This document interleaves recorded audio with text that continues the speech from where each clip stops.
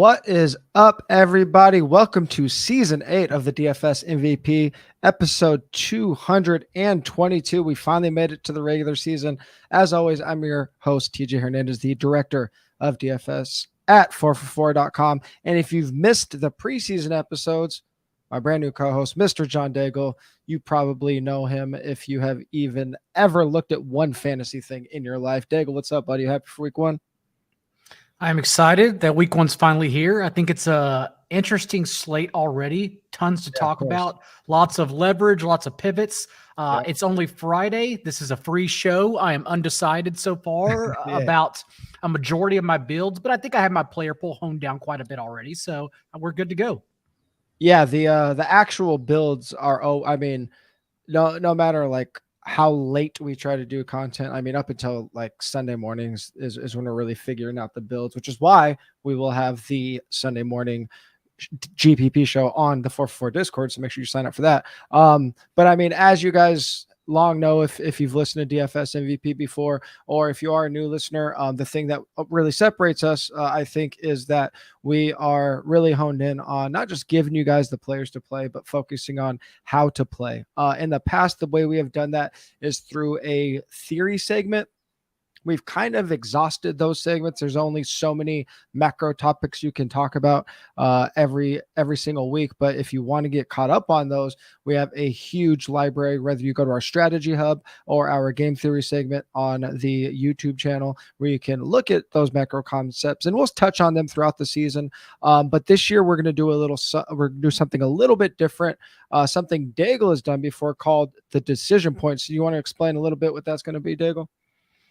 Every week there is one conundrum or one discussion point that occurs when everyone is building lineups. Everyone runs into the same problem and then are trying to configure lineups from that point forward, that log jam and clearing that dam. And I think those discussions are actually more interesting than picks overall, because that's what leads us to the picks and deciphering that one problem. So I think that's always a good place to start and tell people like what we're running into, the issues they'll probably run into, and try to work it backwards from there. Yeah, so rather than our game theory segment, we'll be calling it the decision point, and we'll actually be leading off the episodes with those so that it's fresh in your guys' head, and you could be thinking about it as we go through our picks, and we could go back and reference that while we're going through our plays every week. So Daigle every week will throw out his decision point, and then I'll just piggyback on some general topic that I've noticed throughout the week. So it is still essentially a theory segment, but it's a weekly theory segment. So let's jump right into it. Daigle, what are you looking at this week as your big decision point? It's a two-parter, because no matter where people play at, let's start with DraftKings here. The issue everyone is going to run into, that I'm running into, is the running backs are top heavy. And so it's not necessarily like I'm trying to fade all of them. Christian McCaffrey, Derrick Henry, Jonathan Taylor, Joe Mixon, Dalvin Cook, Austin Eckler, all are amazing plays. So like if you wrote up, like for instance, I wrote top plays on the 4for4 site about my favorite tournament running backs, because like anyone can tell you, I don't need to write about Jonathan Taylor and Christian McCaffrey. We'll talk about them in a bit. Like, of course, they're amazing plays, whatever. But what I'm running into is that it's not only that the running backs are amazing plays, but then that also leads everyone having the same build in tournaments on DraftKings. Everyone's paying up at running back and thus paying down at wide receiver, since everyone thinks Romeo Doubs, Wan'Dale Robinson, all these other 3K bums are very good plays. And maybe they are, but everyone's building the same exact way. And so that leads me to maybe trying to figure out how to play two mid-tier running backs and spend up at wide receiver, since that's logically going to be contrarian naturally, and not contrarian in a 1% way. It will be in a 5 to 7% way, but contrarian in that I get Devontae Adams, I get Mike Williams at like 7 to 9%. I get players who could go off at single digits. So that's why it's interesting to me on DraftKings. Your thoughts on that? No, I mean, I've talked about this every single year, and it is actually one of the big macro concepts that I've talked about every year. When people think about getting contrarian, they think about, low percentage play is just kind of like the elementary play, like, oh, no one's playing this guy, but it has no leverage to it, right? Leverage has become kind of, if you're even, moderately involved in DFS, you understand leverage to at least the easiest extent, where like if Devontae Adams is going to be 40%, then I could play Darren Waller. This is like the flipping the build idea is something that I think is still crazy underrated. I just don't think people do it as much or as well as they should. So like you said, like maybe we'll have like we have, I don't know, say we have Devontae at 13% and Jamar at 13% as well. Like neither of those guys are super contrarian. They're both going to be double-digit ownership, but the combinations of those guys together is going to be very low, right? Because most people, if they're playing Devontae or Jamar, they're going to be pairing them with one of the expensive running backs. So yeah, I think it is super important for being unique in tournaments for sure. So that's where I'm at on DraftKings, trying to figure out where to go from there.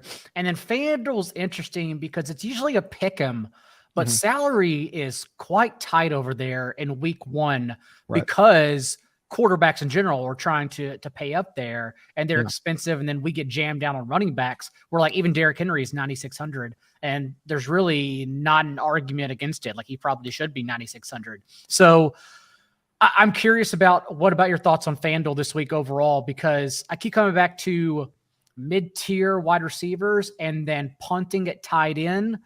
Everyone is going to play Kyle Pitts on FanDuel since 6K. They're going to see that, even though I will easily fade Kyle Pitts, 12 targets and 70 receiving yards against the Saints in 2 matchups last year. And we assume he's going to be used the same because Arthur Smith is still a bad coach. So like, I don't mind fading Kyle Pitts at all, but if everyone's going to do that and everyone's going to bring along Gerald Everett with Justin Herbert and everyone's going to bring along Mo Alley Cox as leverage off of Jonathan Taylor and Michael Pittman, then I don't know where else to go outside of Darren Waller. Everyone's going to pay up for Travis Kelce perhaps too if they spend up. So FanDuel is also very interesting, and it's just hard to find running backs that could match the top guys' touchdown equity since we're not really chasing receiving there. Yeah, I mean, I would say that I know it sounds good. Like I have a hard time paying down for tight ends on FanDuel. I mean, the top guys they've just crushed on FanDuel the last couple of years. I mean, if we think, I still think people are going to prioritize these top tight ends, Kelce, Andrews, and then Pitts is such a good value. I think people are going to pay up. I actually don't on FanDuel. I don't have that big of a problem like offsetting some of this kind of tight salary that we're not used to on FanDuel with maybe just some cheaper quarterback stacks, because we have spots where we can pay down and it kind of makes sense. Like Pittman's not going to be as popular on FanDuel, for example, but pairing Matt Ryan with like those pass catchers and kind of gives you leverage off JT, or even like a Derek Carr. If you want to get, in that game, you could save some salary with Carr. He's not super cheap at 74, but maybe just not going all the way up to the top at quarterback, I think can make most sense, because on FanDuel, those stud running backs can just absolutely smash you. I mean, besides CMC on DraftKings, like you could make up for it with volume a little bit on FanDuel. Like if the running backs are going, you're just not catching the field without those guys. I am with you. I haven't got to Derek Carr on FanDuel just yet, but it's something I'm certainly open to because I'm very interested in him on DraftKings. We'll get there eventually. Yeah. Yeah, definitely. I mean, probably because you get that 300-yard bonus over there. The one thing that I'm just thinking about going into the week, this isn't necessarily my decision point, but I just think it's super important to note early in the season that we do see like 1 or 2 weeks where Vegas needs a little bit of a time to adjust. I think it's the best week to not even just be contrarian, but just get away from group think and have your own takes and like, obviously I want you to read 4 for 4 and follow what we're doing. But I mean, even in week 1 of the NFL season, we have no idea what the hell's going on. People are just going to converge on these teams and these players, and there's so much that can change. It's a really small sample, but over the past 5 seasons, teams that are favored by 5 or more have lost a 27% clip in week 1. For the rest of the year, that rate is 20%. Small sample, but I don't think it's anything to sneeze at, especially when we start the year 7 games where the spread is at least 5 points. 5 of those teams are on the road. So those are good. Those are spots where, road teams in week one, a lot of unknowns. I think it's really good to not necessarily fade betting lines, but to look for spots where the public is overconfident, maybe fade ownership even more than you might in a regular week. And also, it's a week where I'm willing to go down to those lower team total tiers where I just might never go to like a 24 or a 23.5 point team total to stack. I think I might be more willing to do that in week one. Yeah. Oh, yeah. Okay. I get what you're saying. Yes. In that case, yeah, because I've seen there are a couple team totals that have increased like 1.5, 2 points over the week. The Dolphins are one. We'll get to their players in a second. And again, it's not really that I'm looking at the number 24.5, which is where their team total stands in particular. I'm looking at it could go over that. Just like, Sure, I think, exactly.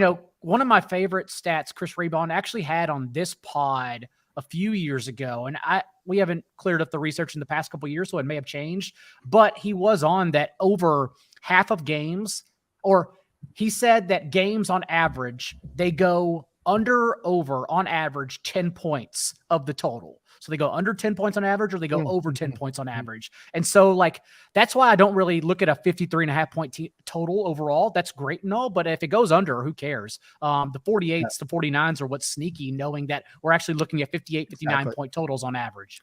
Exactly. That's kind of my point, especially, and this is another thing. If you look at like, we have to be very careful when we're looking at how we're using team totals and implied point totals, because it's relative, right? So if you have, one team with a 33 point team total and everybody else is, 26 and under, that's super notable. This week, no team is over 30, and you have all these teams bunched up between 26.5 and 24.25, right? So like, instead of just saying, oh, the Colts have the third highest implied point total, a team like you said, the Dolphins, like, sure, they're technically eighth or seventh highest implied point total, but is the difference really that much from the Colts? Like, probably not.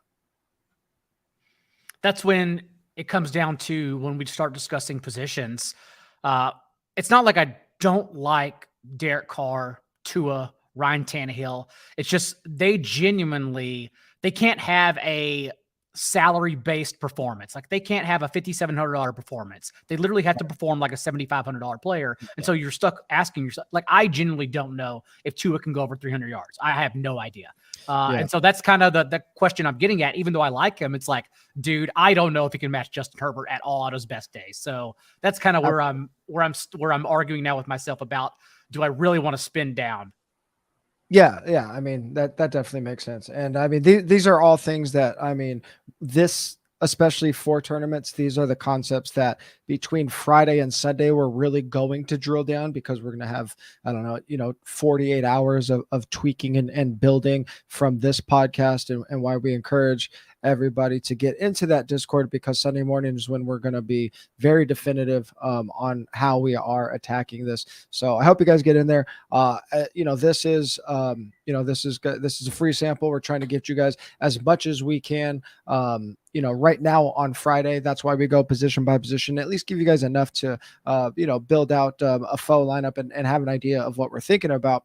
So let's get into that, Daigle, and talk about the quarterback you just mentioned, Justin Herbert. Yeah, so Justin Herbert, I think, is going to be the counter to Jalen Hurts.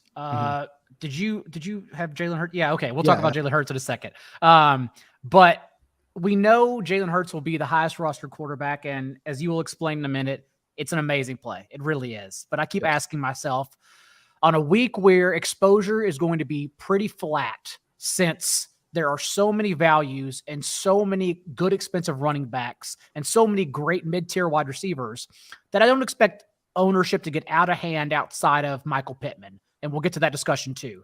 Yeah. But if I'm trying to counteract at quarterback, I think Justin Herbert's an amazing counter, because one, you got to pay up for him.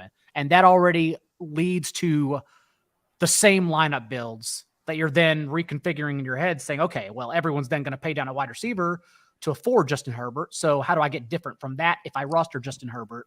I think Gerald Everett's one way to do that, honestly. But more importantly, it's an amazing game script. The Chargers scored 28 and 32 points against the Raiders last year, and more importantly, recorded 75 and 93 plays in those two contests. The Ravens, for reference, led the league with 69 plays per game. So that tells you the up-tempo usage the Chargers used whenever they played the Raiders in two games in particular.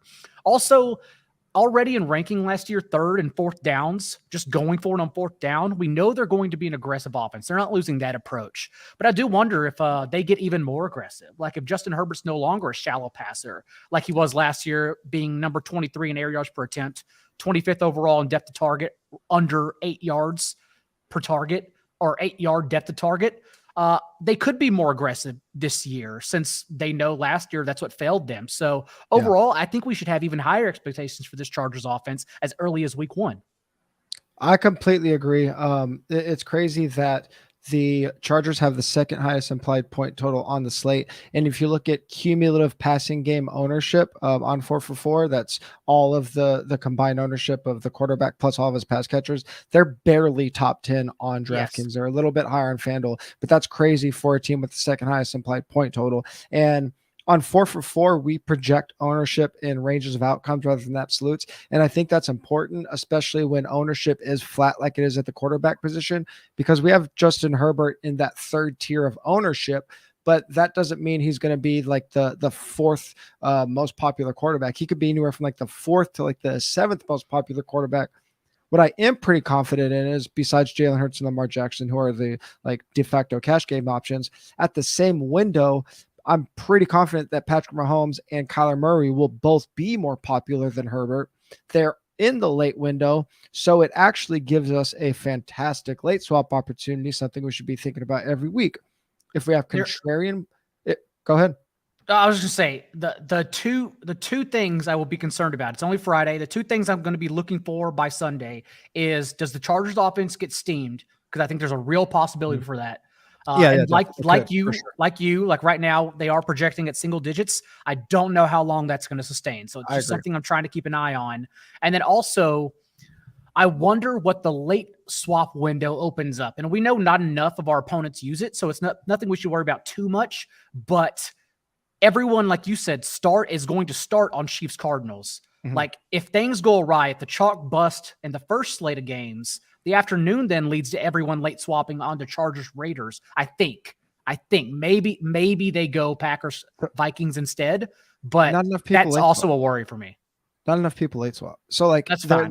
There's just so they're the Chiefs charge. I'm sorry, the Cardinals Chiefs are going to be, they're going to be so chalky that if you play your contrarian plays early, you're going to give yourself enough flexibility where even if the Chargers do end up getting higher ownership than we expect, you could swap to Raiders. But the point is, like, those two games together gives us a lot of really good game theory, and it's why the most important ownership projections are every single Saturday. John Paulson does a full ranking sweep after injuries. I then update all of the ownership with that, so then it gives us Saturday night to get some really, really important ownership. Obviously, Sunday morning late news, we're like scrambling, so I'll be adjusting them, but the ownership percentages Saturday night are the most important ownerships to be looking at. And I'm unclear right now if it's the Chargers or Raiders I like more, but I do like that game. Understanding Las Vegas' side is much more volatile, but it's a tournament. I don't mind taking that on. Yeah, that's fair. The quarterback that you mentioned, I was going to talk about Jalen Hurts, a cash game and a GPP option. He is like the cash game option. As a GPP option, I mean, eating the chalk at quarterback isn't going to be the same as like eating the chalk at running back or wide receiver, because we're talking about 17% instead of 35 or 40% sometimes. I still usually don't want the most popular guy, but I think that there is enough upside with this offense here.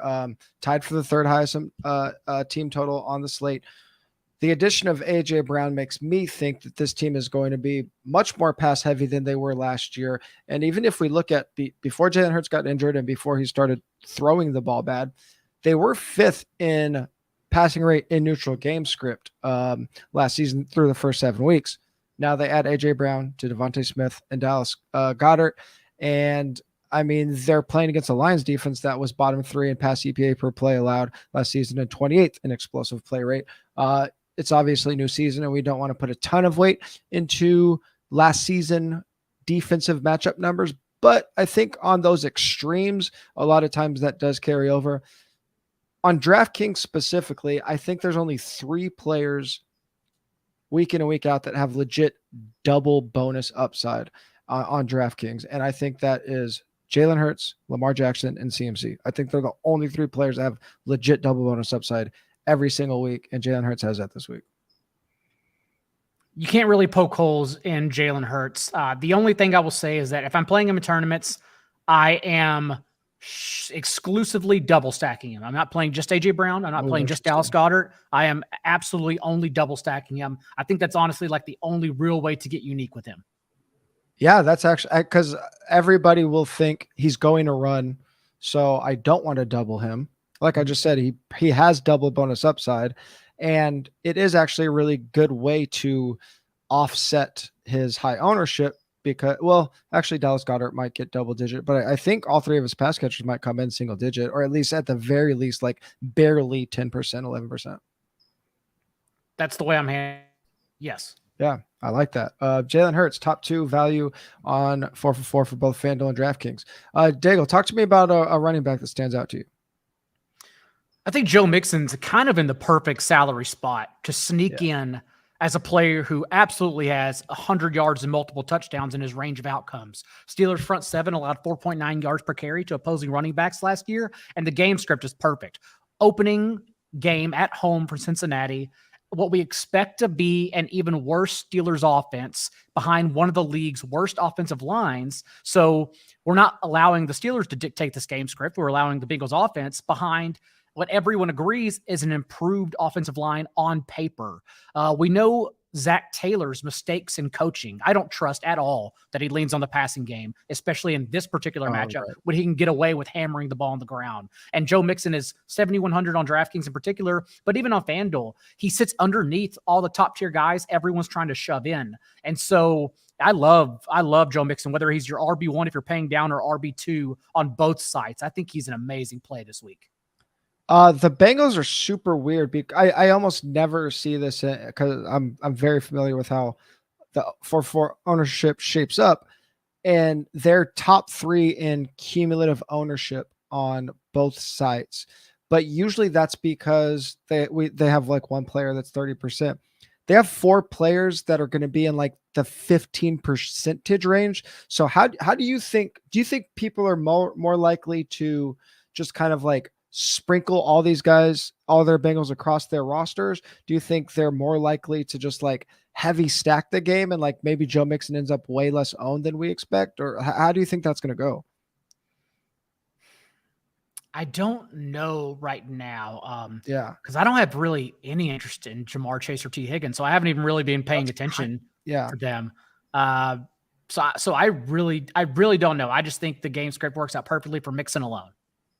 Interesting. Yeah, they're when I saw that they were projecting that high as a team, it was really confusing because like none of them are going to be super chalky, but none of them are going to be contrarian either. They're kind of in no man's land. So like the more I like just think about it out loud, it almost makes sense to play Mixon because then he just kind of like if he goes off, he cancels out all 3 of the other players, right? And then that's really good for you because then you take away all of those 15% owned guys.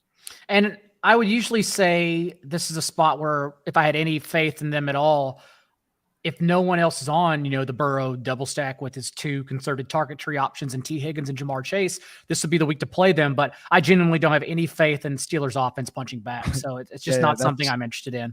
That's super fair. The running back that stands out to me, and I'm not going to do this to you guys every week. I'm not going to give you the most obvious play. I'm going to give you some true values. But when we start the season with Christian McCaffrey at under 10K on both sides and probably under 30% on both sides in ownership, like he's just a play for me. Anytime CMC is under 10K or like under 40%, I think he's just a smash. And it's like, are we going to eat the chalk on CMC? Like 25% CMC is so much different than 40% CMC. So am I going to eat the chalk? Like in my small field, high stakes, like probably, and then I'm just going to figure out how to be different elsewhere. Like I can just like mega stack and make my team unique with an onslaught of a random game. And in cash games, like if you're not locking in CMC in your cash games, especially on DraftKings, you shouldn't be playing cash games on DraftKings. 24 plus PPR points in the 4 games where he played at least 50% of the snaps last year. And one of those, he didn't even get to 60%. Cleveland was bottom 5 in rush EPA per play allowed last year. And like I said, one of 3 players along with Jalen Hurts that I think has legit double bonus upside on DraftKings. He's a little bit closer to the field on FanDuel, but the 4-for-4 value score, if you're not familiar with it, it takes a non-linear approach to value instead of point per dollar, kind of puts everybody on an even playing field. And in the 4-for-4 value score, CMC's is 28% higher than the entire field. So like he's just a smash over there. Nothing else to say. It's Christian McCaffrey.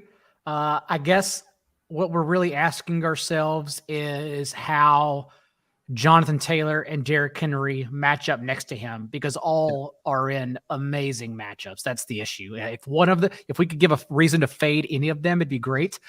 They'd even Jonathan Taylor led the league in 10+ yard runs. Texans allowed a league high 10+ yard runs. Like there's nothing to say that you can't poke holes at any of the top running backs. So yeah, the case for those, like in those 3 guys, the case for them is obviously ownership. Derrick Henry is going to be the least owned of those 3 guys. And then it's just like, can one go nuclear and the other 2 just meet value, right? That's really just the discussion on those guys. If you're fading Christian McCaffrey, what you're really hoping for, because again, his salary is like you said on DraftKings, 8,500. He's a 10K player.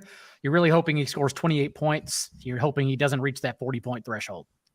Yeah, I really, really like fading teams where 2 guys are super chalky, and Pittman and JT are going to be super chalky. So I'm either just like leveraging the hell out of them or fading that team altogether.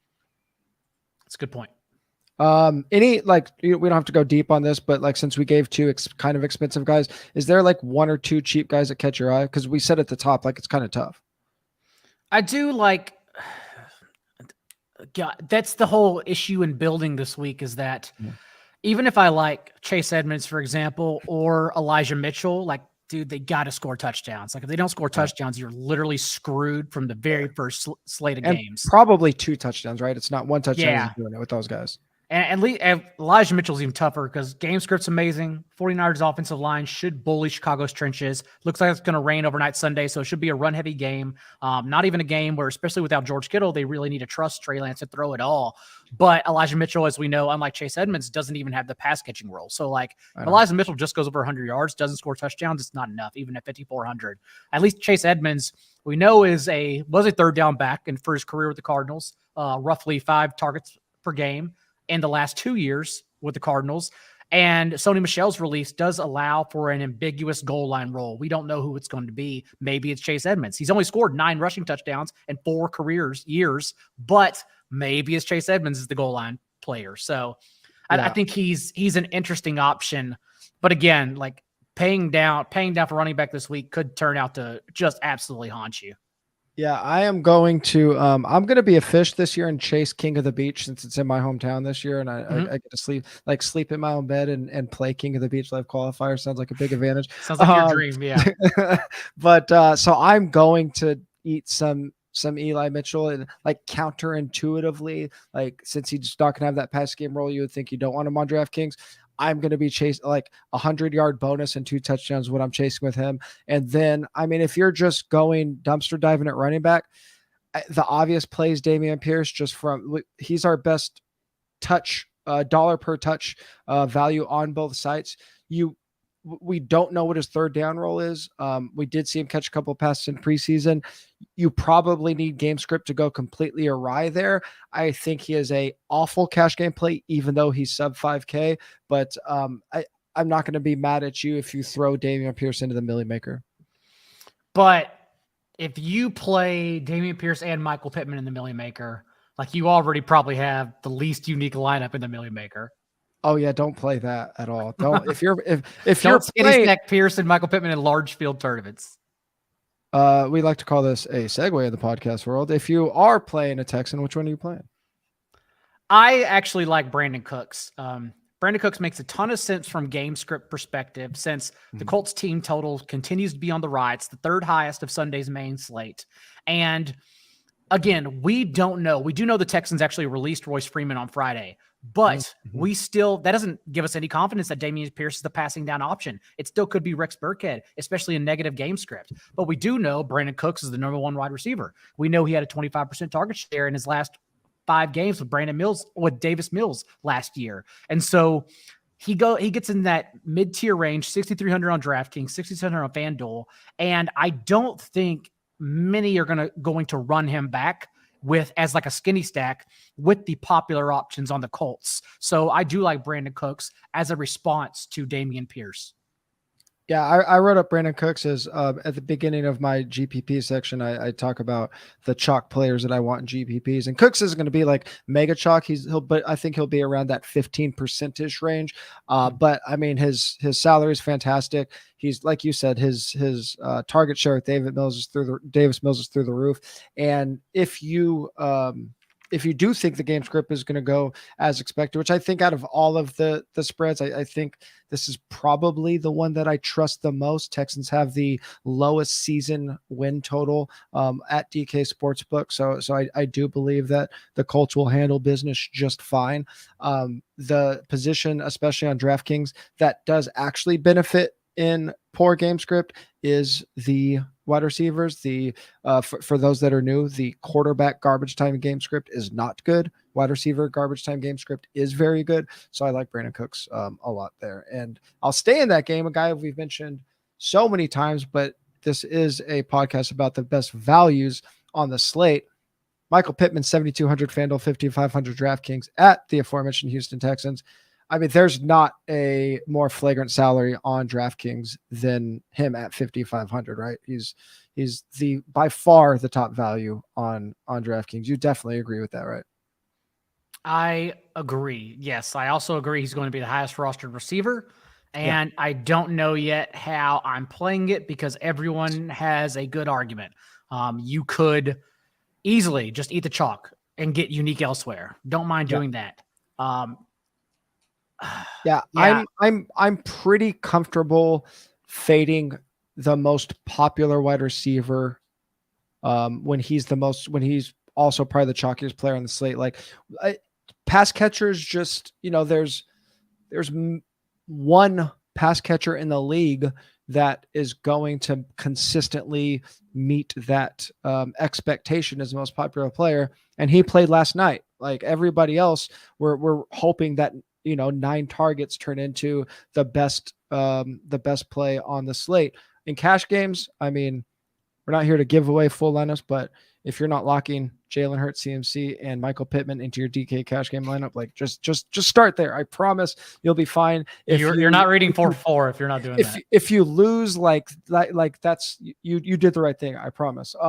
I mean, I don't think we have to say a ton about Pittman with his 5,500 salary, but if you're thinking about him on FanDuel, theoretical upgrade with Matt Ryan. I don't even know if it's theoretical. I think it's just a clear upgrade. In neutral game script last year, Houston faced the highest passing rate over expectation, bottom 5 in EPA per pass play. That was all under Lovie Smith as defensive coordinator. He's now the head coach, so we should expect a lot of the same. And then Pittman will also spend time against rookie cornerback Derek Stingley, and then Steven Nelson on the other side allowed the ninth most fantasy points per target. So those cornerbacks should be right for the pickings this week.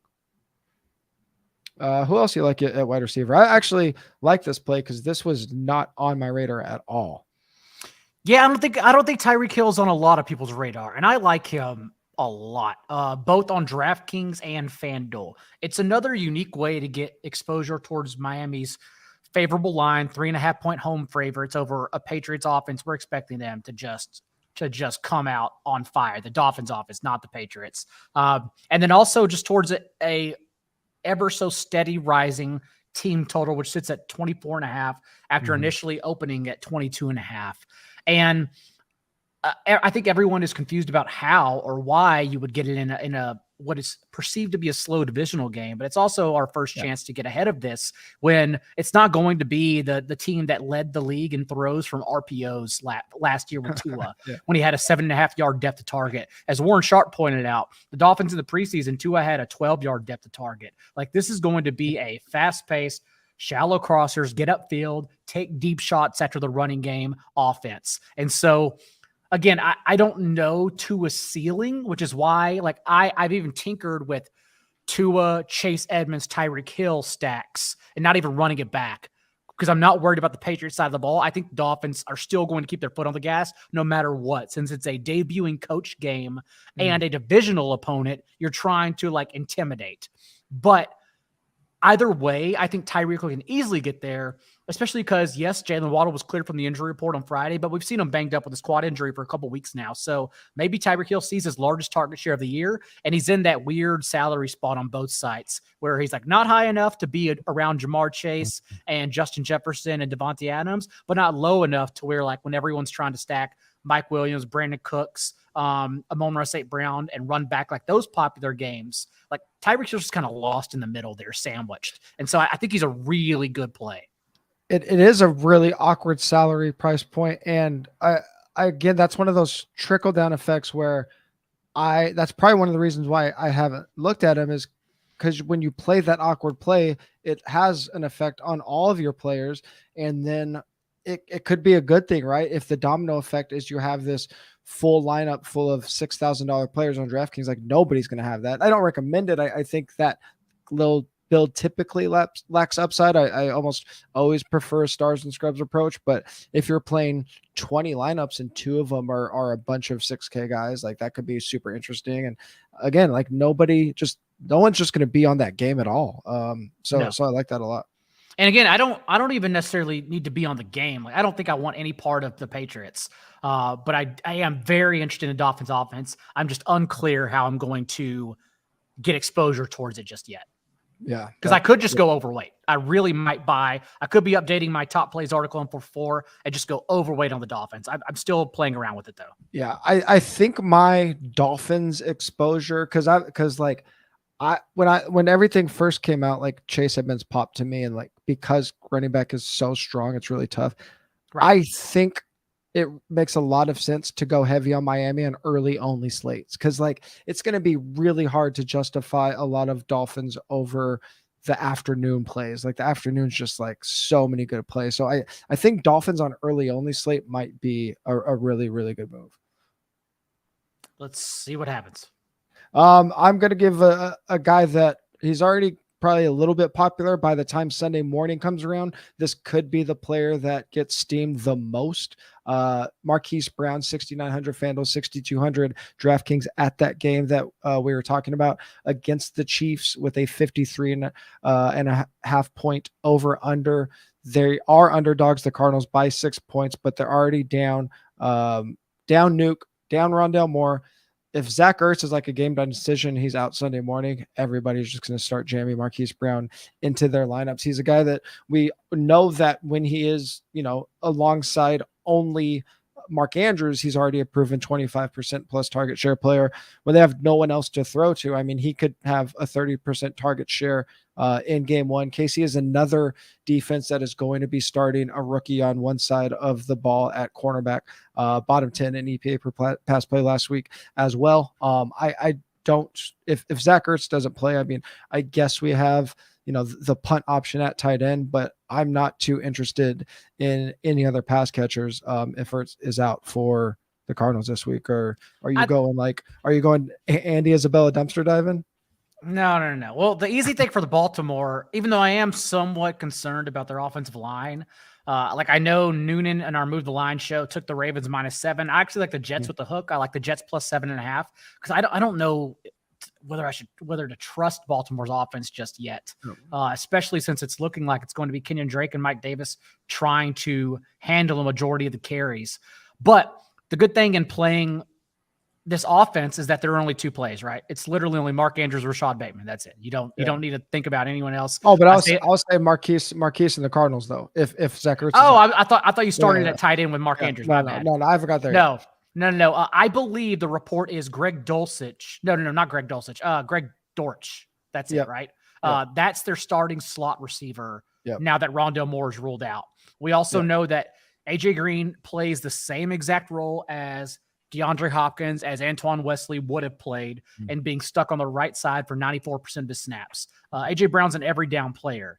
The issue is, like, at $3K, I would have considered sneaking him in. He's 4,800 on DraftKings. I don't know how they got there. I don't know how they put AJ Green at 4,800 when he didn't deserve to be 4,800 last year. And so like, I can't play AJ Green anywhere, honestly. Maybe on FanDuel, but goodness gracious. So yeah, it's either for me, Marquise Brown or bust. I'm not going dumpster diving with Trey McBride because I don't know if it is Trey McBride.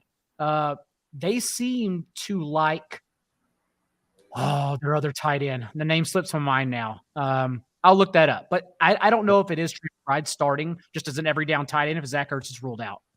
Yeah, I mean, just random backup tight end. Max Williams, that's it. Okay, yeah. Oh, that's right. Yeah, I kind of agree with you. I wouldn't go with a random backup tight end. I don't go with McBride on like a last minute Ertz news. You mentioned the guy I was going to talk about at tight end, Mark Andrews. He's just our top value on both sites at 4 for 4. He's the top value by 30% in terms of our value score over Travis Kelce on both FanDuel and DraftKings. Big favorites against the Jets. Jets were very bad against the pass, specifically against tight end last year. Without Marquise Brown there anymore, Mark Andrews is in line for a huge target share. Obviously, Rashad Bateman is there, like you mentioned, but like we don't know if Rashad Bateman is going to absorb 25% of targets like Marquise Brown did. So Andrews could be a 29-30% target share guy, at least to start the year against the Jets. There's enough room to pay up, but as I mentioned at the top, I think people will force it on FanDuel because that's what they're used to doing. On DraftKings, there's room to. It still handcuffs you a little bit, but Andrews is the top value, so I had to mention him.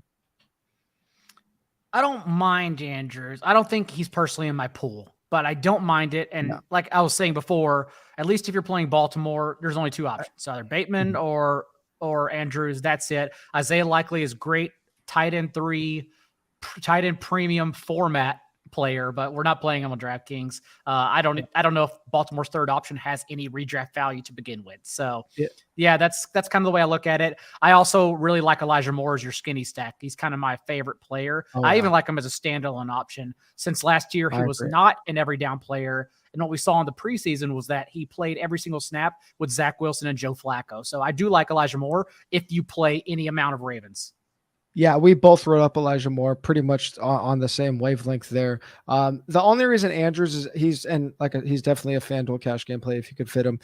Not the only reason, but he's in my DraftKings player pool because I wrote up Lamar as the chalk. I'm playing more chalk Lamar than chalk Jalen Hurts, so I'm naturally going to have some Mark Andrews again. That the upside of Lamar Jackson a little bit lower owned than Jalen Hurts. I just want a piece of that offense this week, probably more. If we talk about the most popular offenses this week, Ravens, Eagles, Bengals, and Chiefs, like I probably have the Ravens are probably the only one that I attack hard. I like the Eagles more because even in playing Jalen Hurts, we talked about it earlier, you can still get unique in double stacking him. So that's why, I trust their upside more because I didn't mention this earlier, but I don't think they're going to be a run heavy team in negative game scripts. I think with 3 picks in the first 2 rounds, as they showed us in the preseason when he threw 6 times on 7 dropbacks, I think they actually want to let him loose and see what they have because they have to know whether they trade for a quarterback or actually get to allocate those picks elsewhere. Yeah. I like so like if that's the case, we're getting ahead of what everyone else considers. Like injured Detroit offensive line. Eagles are just going to kill the clock in the second half. I don't know if they do. Like I think we get 35 attempts from Jalen Hurts no matter what. I would. My best ball teams will love it. If I fade in DFS, that would be bad. You have my favorite tight end play of the week. Oh, okay. I thought you weren't paying down at tight end. Oh no, on FanDuel DraftKings, I definitely am. Okay. Well, I still may pay down on FanDuel. I haven't decided yet. But I like Mo Alley Cox for a lot of reasons. One, he's an every down player. We saw that with Matt Ryan. Adam Levitan had the tweet 13 snaps. Mo Alley Cox ran a route on 80% of Matt Ryan's 75 dropback or 20 dropbacks, 80% route rate on 20 dropbacks. As we know from Dwayne McFarland's work, 80% is the elite tight end threshold. That's what we're looking for. We expect him to be an every down player because there's also no competition there. Not fourth round Kylan Granson, who had 11 catches last year, and certainly not Jelani Woods, who was not even good in the preseason as the team's third and fourth tight end. But Mo Alley Cox also has, as an every down player, now taking over those 20 routes per game that Jack Doyle vacated when he retired.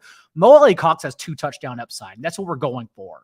And at these cheap prices, now is our chance against a Texans defense that didn't have really any changeover and still finished with the 7th most fantasy points per game to allow the opposing tight ends. Like, now's our chance to pounce. And more importantly, it's exposure towards the Colts high team total. And it's a touchdown leverage response to both Jonathan Taylor and Michael Pittman. So, like, the game theory perspective, not just micro analysis, the game theory perspective also makes a lot of sense for Mo Alley Cox. So he's definitely my favorite cheap tight end this week.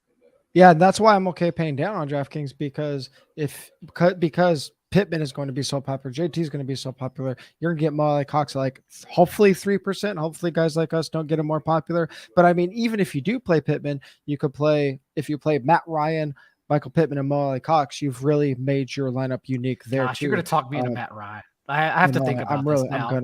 We're playing Matt Ryan. I'm playing Matt Ryan. He wasn't even in my pool, but it does make a lot of sense. I'm playing him in a qualifier.